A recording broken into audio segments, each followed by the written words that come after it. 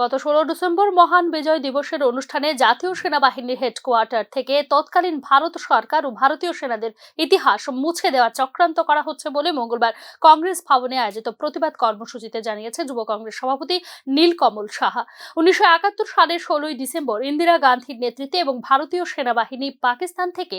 বাংলাদেশকে স্বাধীনতা দিয়েছিল। সেদিন ভারতীয় সেনাবাহিনীর জেনারেল পাকিস্তানের সেনাবাহিনীর জেনারেলের কাছ থেকে সারেন্ডার লেটার নিয়েছিল। ঐতিহাসিক দলিল হিসেবে এই তথ্যচিত্র ভারতীয় সেনাবাহিনী হেডকোয়ার্টারে লাগানো ছিল, কিন্তু গত 16 ডিসেম্বর ভারতীয় সেনাবাহিনী আগরতলা হেডকোয়ার্টার থেকে সেই ঐতিহাসিক তথ্যচিত্র সরিয়ে দেওয়া হয়েছে বলে অভিযোগ করেছেন যুব কংগ্রেস সভাপতি নীলকমল সাহা। এই ঘটনাকে নেক্কারজনক বলে প্রতিবাদ জানিয়েছে তৎকালীন ভারত সরকার ও ভারতীয় সেনাবাহিনীর ইতিহাসের সাক্ষী স্বরূপ সেই পুরনো ছবি আগরতলা সেনাবাহিনীর হেডকোয়ার্টারে পুনঃস্থাপন করার দাবি জানানো হয়েছে ত্রিপুরা প্রদেশ যুব কংগ্রেসের পক্ষ থেকে।